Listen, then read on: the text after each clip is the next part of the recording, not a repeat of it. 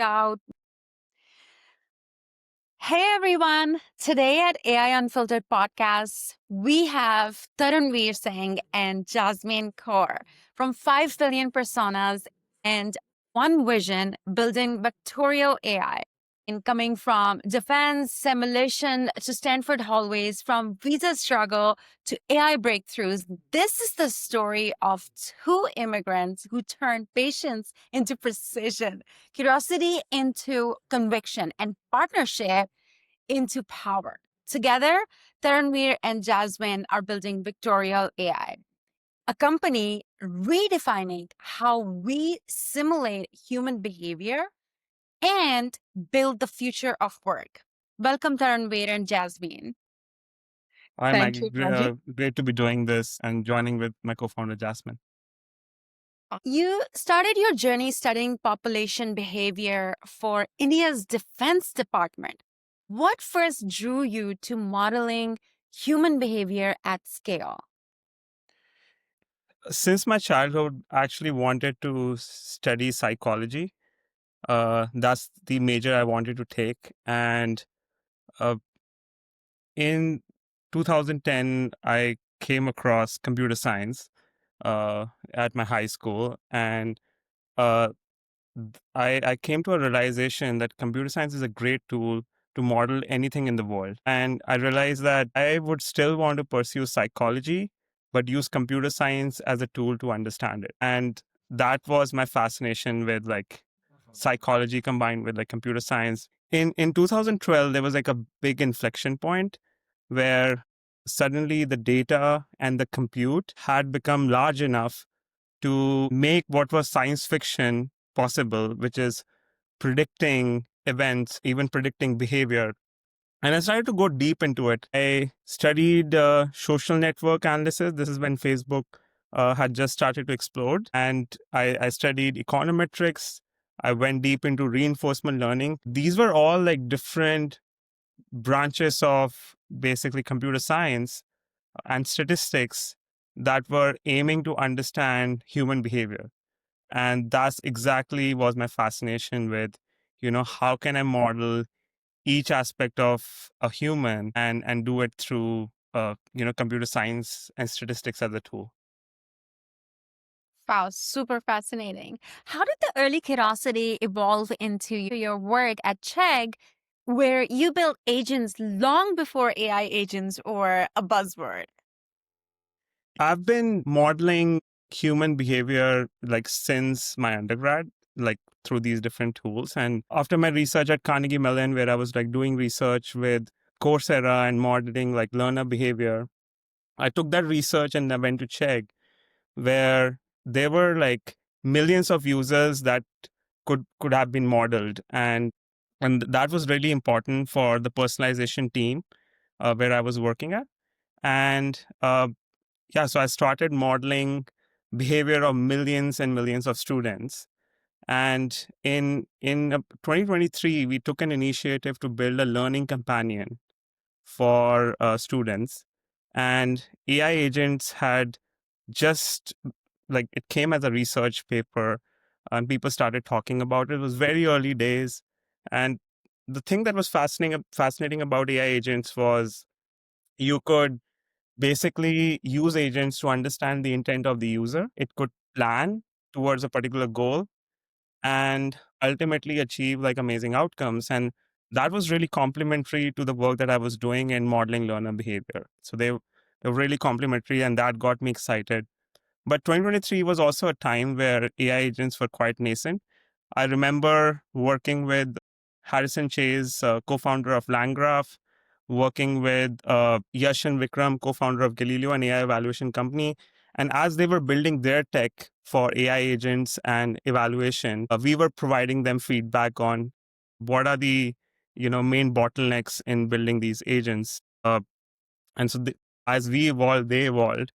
And that was like an amazing collaboration, I think, between Chegg, Galileo, and the LangGraph team to basically make AI agents reliable in production. Yeah, I think now after 2 years, it's really reached a point where it's basically becoming possible for AI agents to really do amazing work. And yeah, so that was like a great journey, 2 year journey to like figure out how to like make them super useful to people around the world. What did those early attempts teach you about timing, fear, and visas as an invisible ceiling for immigrants founders? Maggie, you've touched a sensitive chord, something that, you know, has struggled with for the last 10 years. And that's the reality of being in this country. So in 2016, I attempted my first startup. I was still at CMU, and I was, like I said, I was like collaborating with Coursera and saw like a huge opportunity to actually build, like, I think in simple words, we were building perplexity for education back in 2016. Technology was still nascent, and but it was really exciting, and I actually ended up signing UCI as our first partner to bring the technology that we were building to, in front of like millions, in front of like thousands of students. And but it hit me at that time that, you know I was an immigrant, I had a student loan, and it was just logistically not possible to achieve the scale that I wanted to achieve with all the constraints that I had. And I figured that to start a company, you first need to get the logistics right, even though you want to like do it really bad and you want to bring your vision to the world.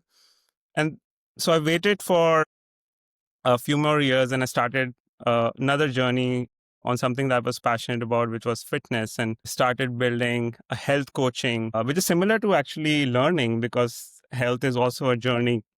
So I thought this is really fascinating, and I met with two co-founders, and we had like about 200 users who were using it. We were doing getting good amount of MRR at that point. But again, I realized that these are co-founders that I had not built that level of trust with and that level of commitment, and I realized that you also need to get your team right, and you need a team that you can trust. And that was another setback that I had faced during that time. And I was still trying to resolve my visa issues along with doing that.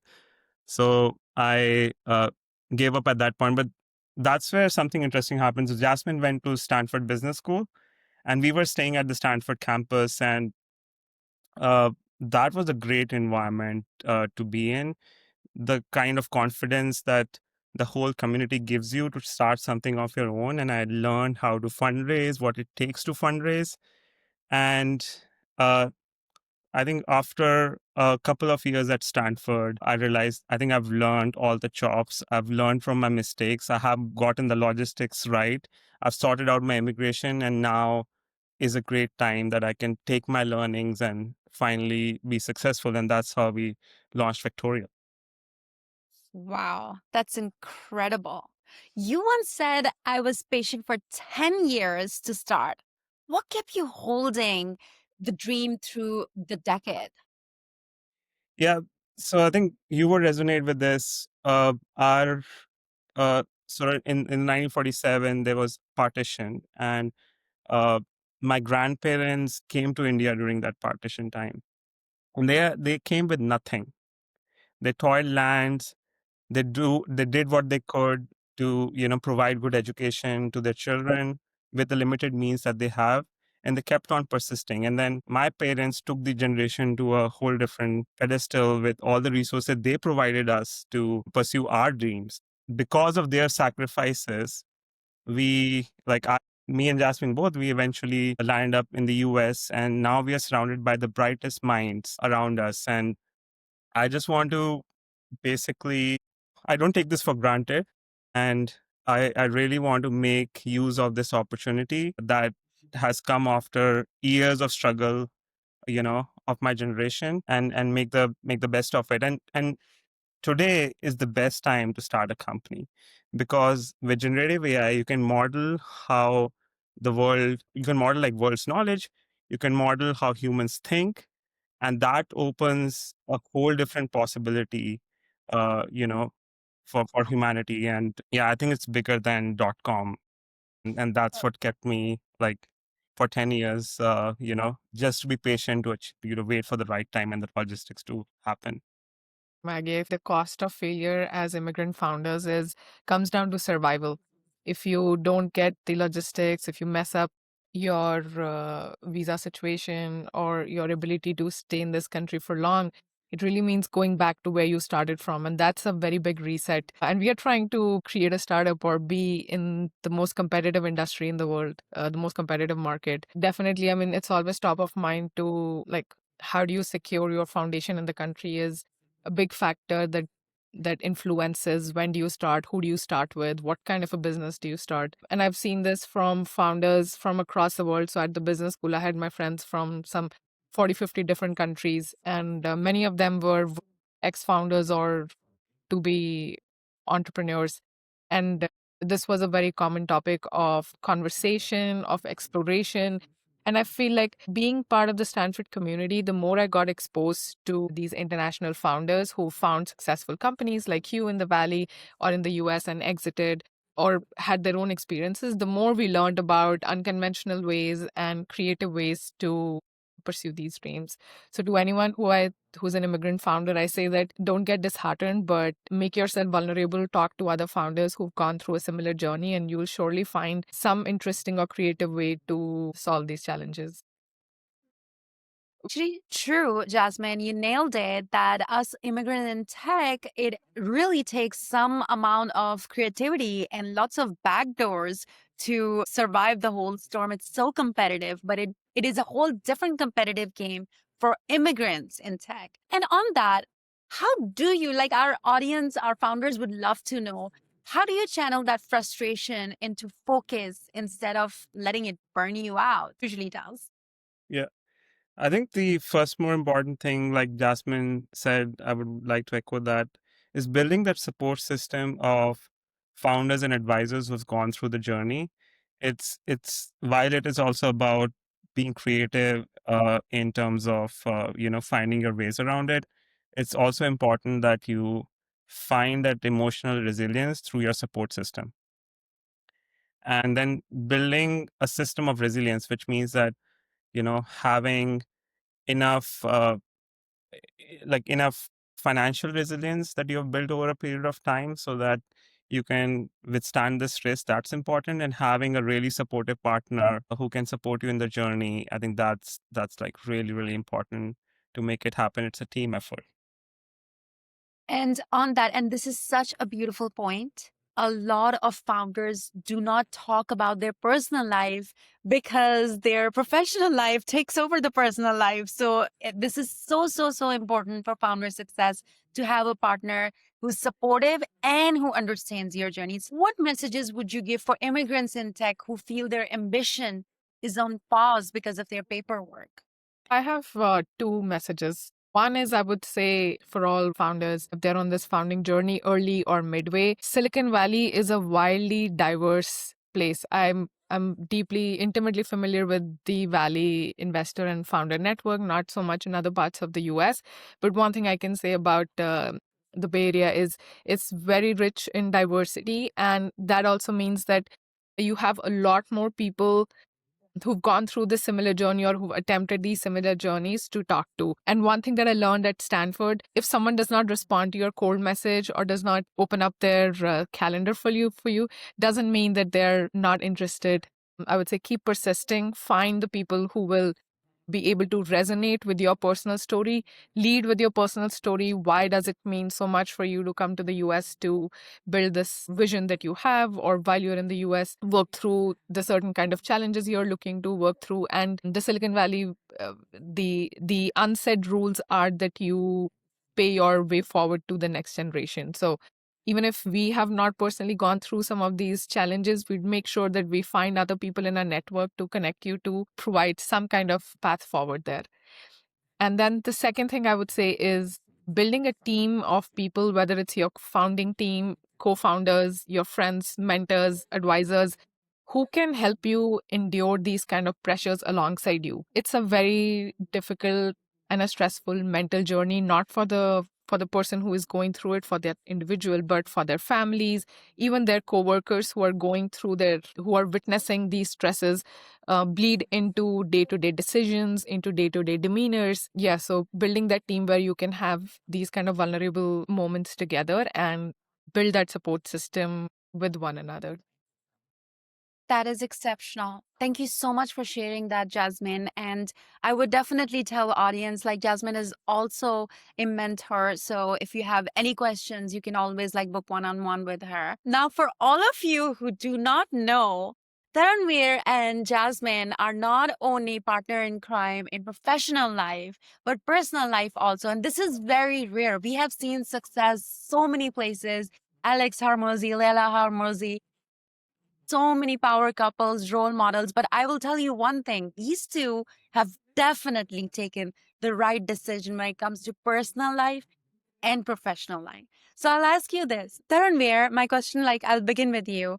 You co-founded Vectorial AI with your wife, Jasmine. How did that partnership begin?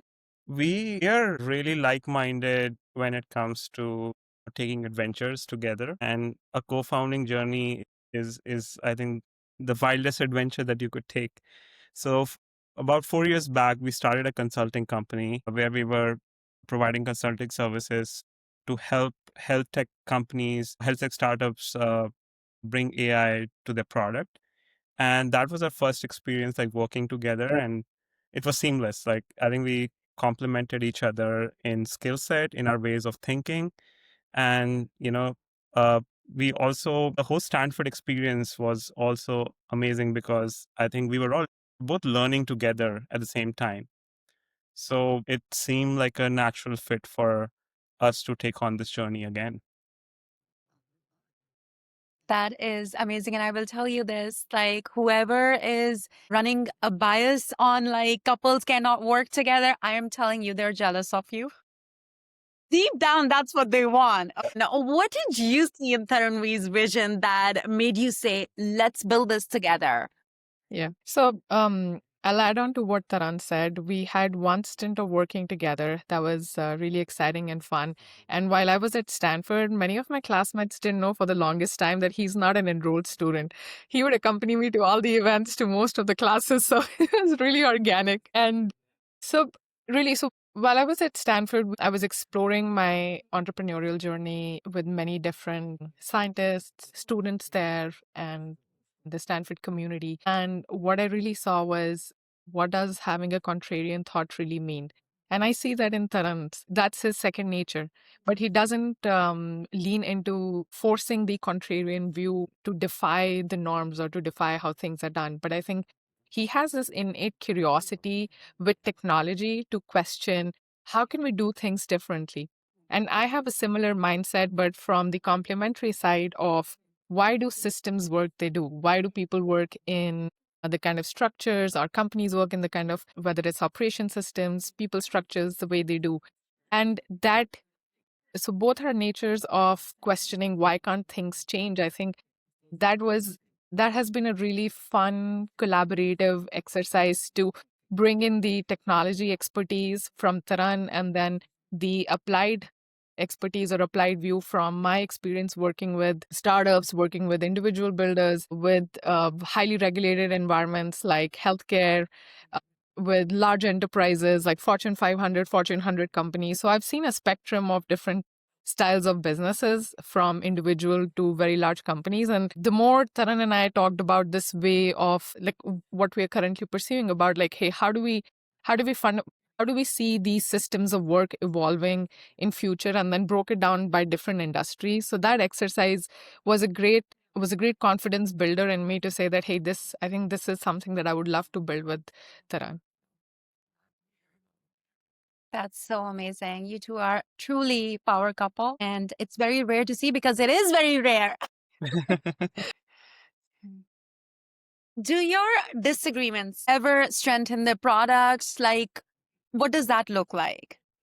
So all this happens all the time on a weekly basis. Even when our families come and stay with us, it's a bit of an adjustment for them to see both of us huddling, so like head first, and then after 30 seconds, just being our couple selves, like totally normal, like nothing happened. But here's what I've seen with Taran: he is a tinkerer. He loves to experiment with building, and he compels me to think of like constantly tinkering to find how do people respond to new things, and what could be that next new thing.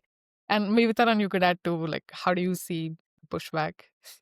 Jasmine while I'm a tinkerer, Jasmine is an amazing strategic thinker. She can really think long term on how to put the pieces together to achieve like a larger vision. And I think you need both those skills, and that those skills really help evolving the product, but also the company, the way you're building it. So yeah, I think it has worked great in our complementary skills and the ways of thinking to evolve the company and the product together. That's amazing. So your love language and professional world and personal world is empowering each other. And I always say that your co-founder is actually your work husband or work partner. So you guys have really like literally took that. Jasmine, you've led healthcare innovations that reach 75 million people before stepping into deep tech. How did that shift change your lens on leadership? One thing, working at such a large scale, I immediately realized the bottleneck that the current ways of reaching our customers had. I was working with a Fortune 100 life sciences company, and there were a lot of existing ways of bringing the products to market that we were still using. But to operate at this scale, we had to lean into much smarter, much more robust and new age technology systems internally and with our customer facing teams. And that really opened up my view of, hey, here's a legacy industry that's functioned the way it has for, I would say, 50 plus years. And it's been doing really well with these current ways of working. But something is totally changing. It changes when you go from a few, I guess, tens of thousands of consumers, customers to almost 2/3 of the population. That's the scale at which we were trying to operate. And technology was that single biggest lever that could have given us the advantage to compete in such a large market. And that's what shifted my focus, that if there is a further impact that I want to be able to create at such a large scale, it has to be technology-led, technology-driven. That's why I came to Stanford as well, because Stanford was a great blend of great technology school, great business school, and at that time I had my interest in healthcare, so great healthcare schools. Yeah. By working in life sciences, I understood the importance of systems, like how large systems, whether it's systems of government, of communities, of businesses, how they work together. And to create any kind of large scale or highly influential, I would say, impact, whether it's a product or it's a policy or anything, you need to know how to work with these systems in place. Because oftentimes when you're introducing something new, these systems inherently are not robust enough to morph with this new way that you're trying to bring. And instead of fighting the wave, you could find a way to collaborate with these systems to help them adopt and reach this new way of operating or working and see the benefits of doing so, of changing their current ways of thinking, current models of operating. I think that's another thing that I really built that lens when I was in the industry. And I bring that same to Vectorial as well, because we're fundamentally creating a new way of building products, building software, reaching your customers and understanding them. So what our philosophy is to not say that, hey, here's a product, just use it. We really want to help our enterprise partners, our any kind of partners that we work with, to create the most efficient and resilient ways of working in this new way. Wow, that's exceptional. What barriers still exist for women founders in AI, or just like women founders altogether in leadership, especially like in enterprise go-to-market? Yeah. So I would say overall, there's a stat that's quite popular. They say that only 20 to 22% of VC dollars are committed to women-led companies, whereas we see, at least in the Stanford Business School that I was in, almost like 40 to 50% of my class was women. So there's that. I mean, this stat, and then when you compare it against the representation that women have, at least in higher ed, in these big universities, it doesn't go hand in hand. There's something that gets missed when you go from the university environment, classroom environment, to actually building your startup and like building a business. So I think that's an opportunity for investors and for fellow founders to be cognizant of, and to own that onus of helping or supporting more women founders to come up. Yeah. Super important. And what advice, Jasmine, would you give to women leading in spaces where their ideas are often underestimated? One quick observation that I see is that of all the big AI startups like Anthropic, OpenAI, Perplexity, Parallel, all of these big ones, there's only one that really stands out as a woman founder, Mira Muradi's company. So it's a question that we should ask ourselves: why don't we have more women leaders and women founders building these AI startups? So what I would say is, to women leading in spaces where their ideas are often underestimated, is recognize that there is a slightly steeper uphill journey that you have to go through. From that recognition comes the kind of solutions you need to create yourself. Again, I'm a big believer in creating a community around yourself and having that community and that support system to climb that steeper hill easier, faster. Yeah. So yeah, that's all that comes to my mind.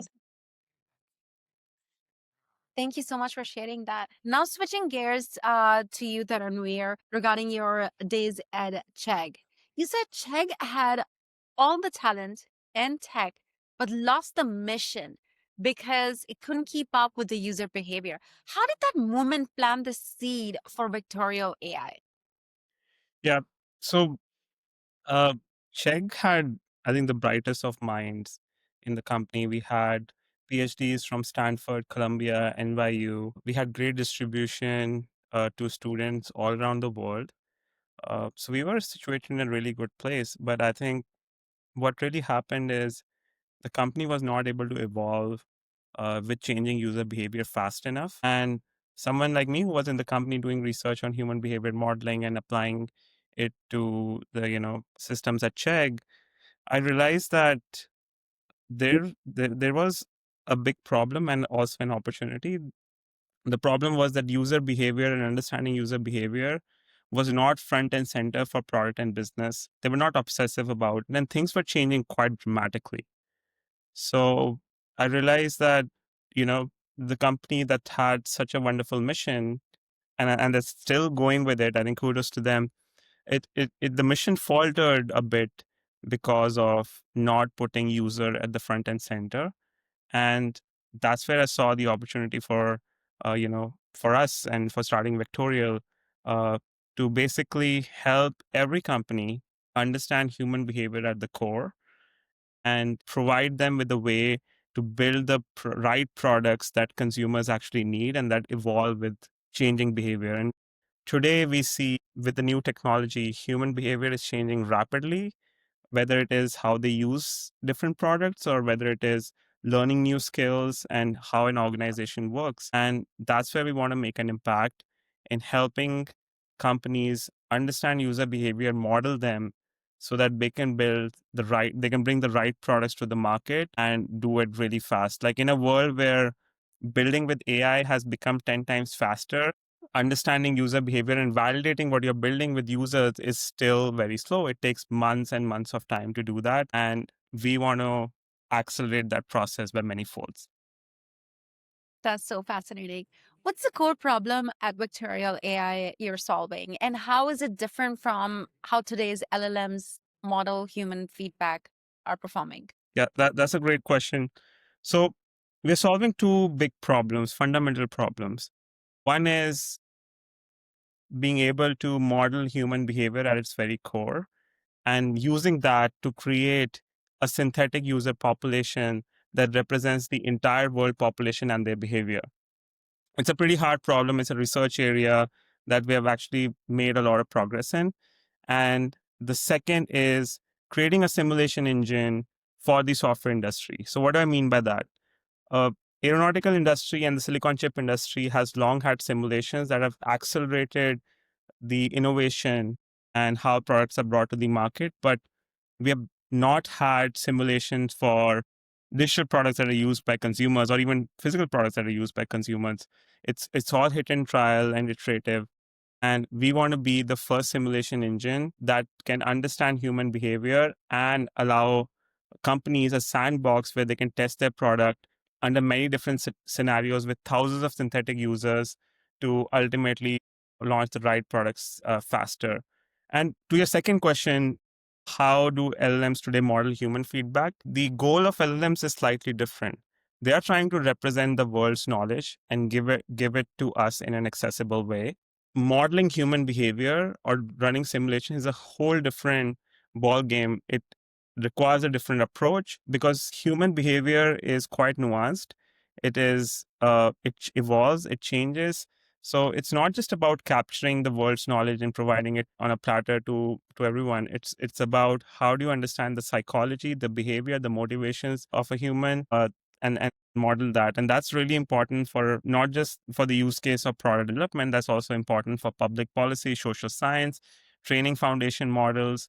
So I think the two fundamental problems that we are solving today, like while we're starting with one area, has like a lot of expansive use cases throughout the industry. That's awesome. Why do you believe the next big leap in AI isn't generative? It's simulative. Yeah.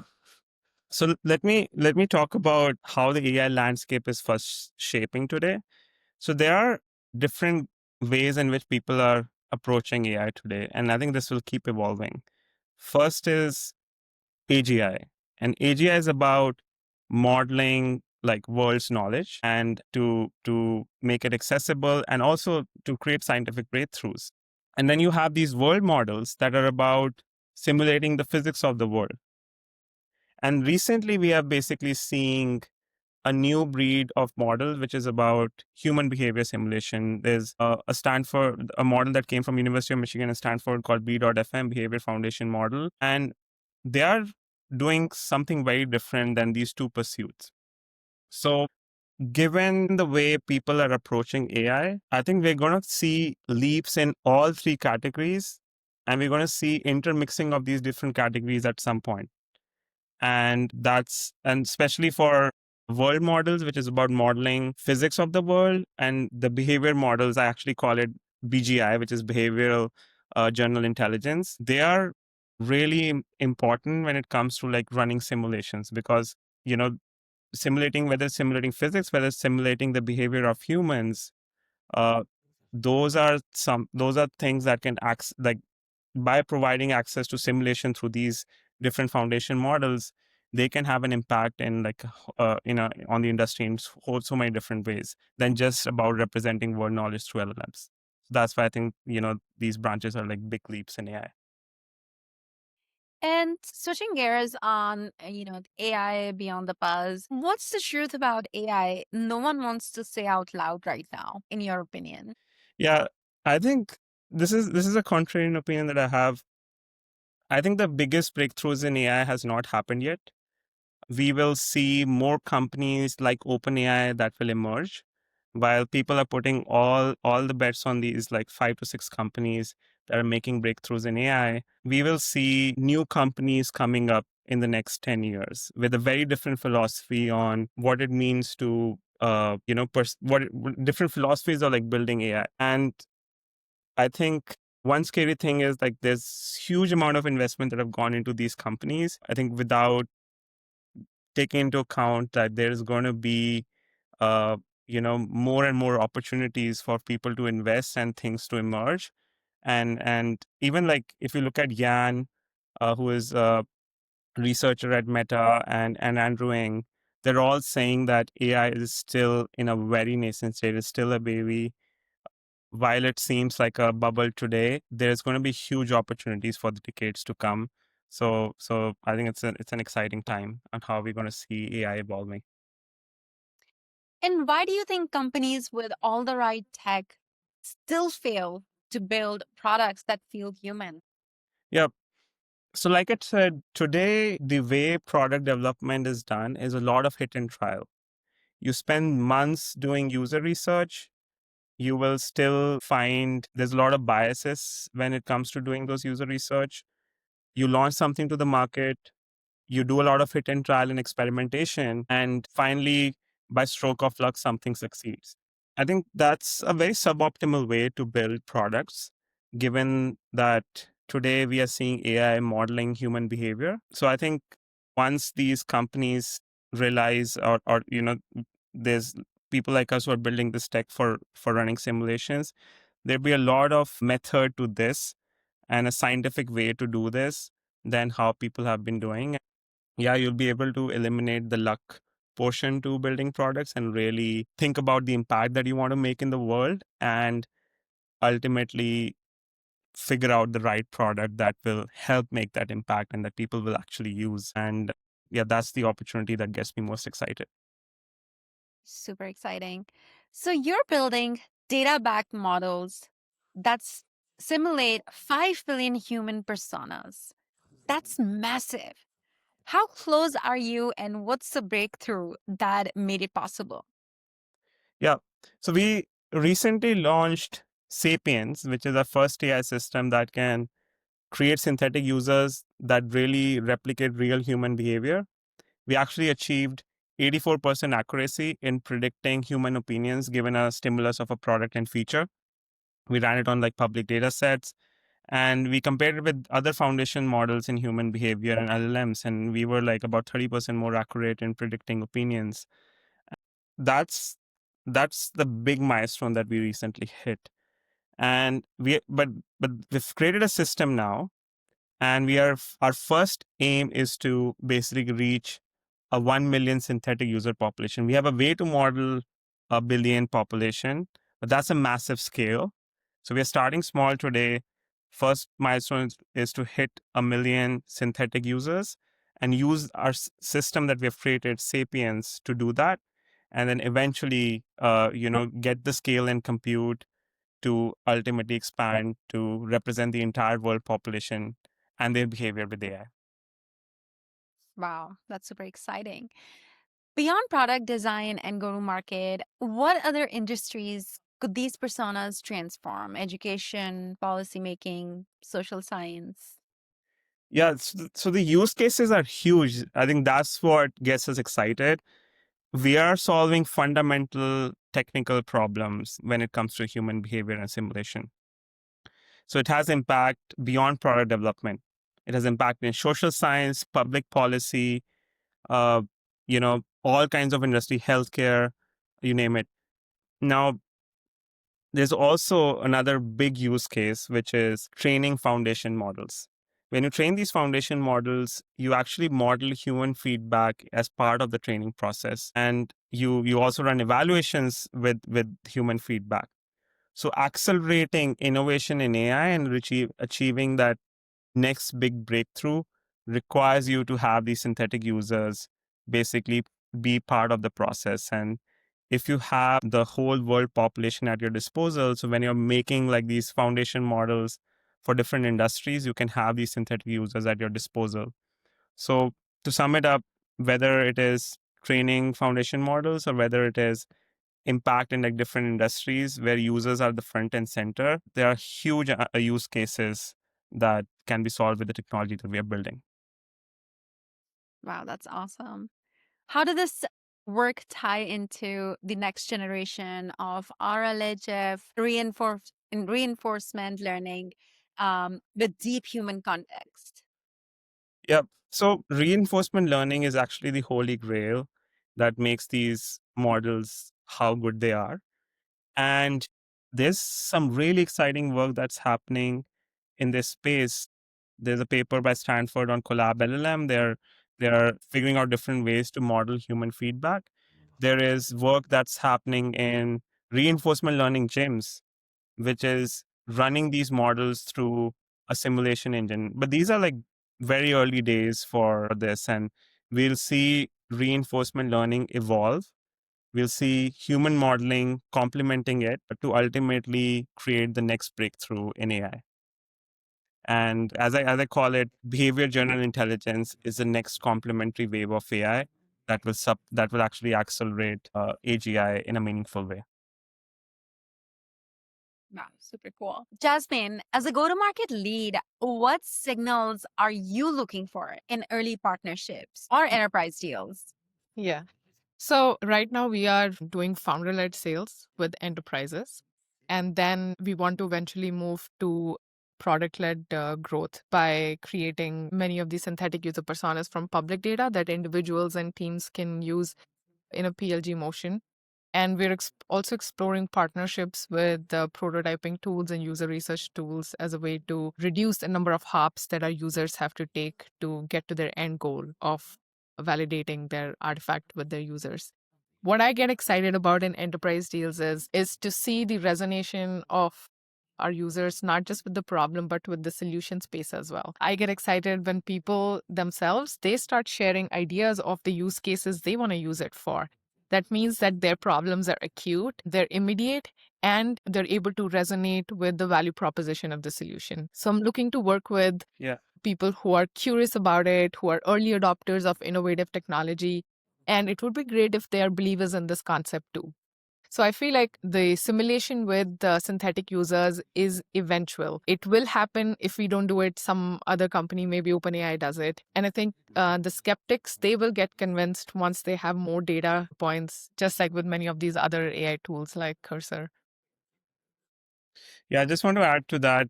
I think this is where like there's a little bit of difference. So I think OpenAI about modeling world's knowledge and basically accelerating the path to like doing the work of knowledge workers and AGI and behavior general intelligence that we are solving is a whole different pursuit. So it just requires a different philosophy in way you think. So I think that's where we're pretty unique in what we're doing. And also another interesting shift that's actually transforming the way GTM is done for the work that we are doing is suddenly everyone has become a builder. Even if you're a product manager, if you're a designer, they're all become builders because you have these prototyping tools like Lovable, Cursor, Bolts, like so many of them. So it's changed the way people work in companies. And that's a massive opportunity for us because once you have most of the core folks that have suddenly become builders, they need the human counterpart to basically validate what they built and doing it in a very seamless way. So that's where like how Jasmine highlighted the partnerships make a lot of sense where, you know, the moment you have created something, whether it is for product, marketing and sales, you've created an asset, you quickly run these simulations to understand basically how you should tweak it to maximize your odds of success. Wow, that's so exciting. Now, if you could design a PhD in life, what's the thesis you're both still writing together? Yeah, I can answer, I think, one pursuit that we are, of course, following. So I've been pursuing understanding human psychology from so many different angles since early 2012s. And that's something that I think would be a constant pursuit for me and Jasmine on like how do organizations functions and evolve. So that's, I think, a pursuit that we are, I think, on. And there's another, I think, personal pursuit.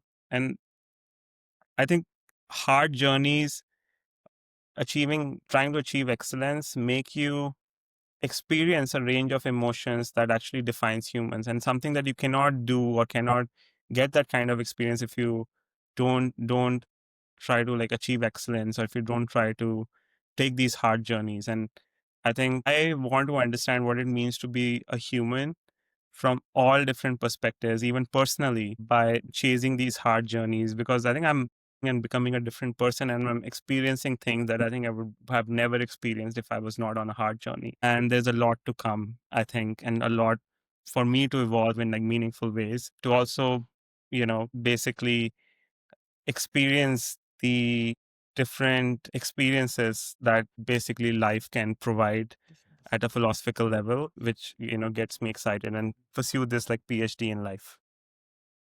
And how about you, Jasmine? I echo a lot of the things that Taran has talked about. For me, my biggest pursuit has been professionally to get to more, I guess, more efficient, more fun ways of working, removing the supervisory layers that one needs to go through to create what they are passionate about and what they are curious to put out in the world. And I come from a research background in aerospace. That's where I started my career in undergrad and then shifted to business management. So a lot of my early experiences working in the lab doing experiments with PhDs by myself. Those are things that I still carry with me even in my workplace as to how can I experiment with different things and how can we enable more of my teammates, my the system or the organization that I work in to just uh, have the freedom to create systems of work that work better for them. And I think that's what we are doing with Vectorial as well. We are enabling builders, creators, thinkers, anyone, despite their role. You can be a marketer, you can be a product manager, you can be an engineer, to really understand and put your products out to your customers, to your users, and create something that they're going to love. That's so fascinating. What would success look like 10 years from now for Vectorial AI and for your partnership? Yeah. Uh, I think for Vectorial, we're single-mindedly going for behavior general intelligence. That's the pursuit. So I think it would be really fulfilling if we were an important fundamental block in achieving behavior general intelligence. Of course, it's going to take a lot of different companies and individuals to come together to achieve that. But that's exactly where we want to make a difference in the world and understanding human psyche to the very core. For me, Victorial's success would be that 10 years from now, and in fact, like 5 years from now, people say, yeah, it just makes sense to do things this way. I wonder why we didn't do it before, whether it's like Vectorial and other companies like Vectorial in this space. And I hope that more founders and more researchers do build in this space because this is an important area, not just for product development but for so many industries that we talked about, that this just becomes like an obvious next step, just like we have with ChatGPT. We say that, oh, it just makes sense to have like someone to brainstorm world's knowledge and what you're curious about. So I think with AI now, we are changing the way that world is functioning. So that's what I'm most excited about, and I look forward to that. A few years from now, we say that the world should have always functioned this way, just a lot more natural and less rigid. Awesome. Thank you for sharing that. And let's talk about your leadership. What what sort of like leadership are you going with in the AI era where things are moving super fast? I think the most important thing in the area is to have a good point of view and a good thesis so that you can bring like-minded people together. I think that's really important. With so much noise around AI, if you don't have a strong thesis or a strong vision that can unite people towards a common mission, I think you will not make a big breakthrough. So that's the most important thing to do, and put out there, Yeah. attracting like-minded people, sharing it through different channels, even like through this podcast. I think those are important fundamental ways in which you can bring amazing researchers, product leaders, engineers together on this common mission, and it helps you cut through the noise. Yeah, so that's, I think, is something that I constantly keep, I'm doing and getting better at. And to sum up what Taran is saying, basically, I think we take a very collaborative approach to being leaders in this space. Taran talked a lot about how he sees collaborating with the research industry, but I see the flip of it as well, that we need to have an equally good partnership with our customers and industries and businesses that are actually going to use this as well. So we want to lead with that openness to help our partners evolve while we also evolve from a product and from a research point of view. Wow. What personal rule keeps you both grounded? Especially like working together in like professional life, personal life, when there is stress and, fires is set up. I think so. We've consciously built micro habits around our workday, around our working styles to tackle exactly that. And it happens on a day to day basis as well. Like the company stress always bleeds into your personal space all the time. So, one ritual that we firmly follow is we leave our phones every day. Both of us leave our phones back at home every day for an hour where we either play a sport together or go for a walk together, do some kind of an activity together. And that's our time to not even let work enter into our mind space and hence like not into our personal space. Yeah.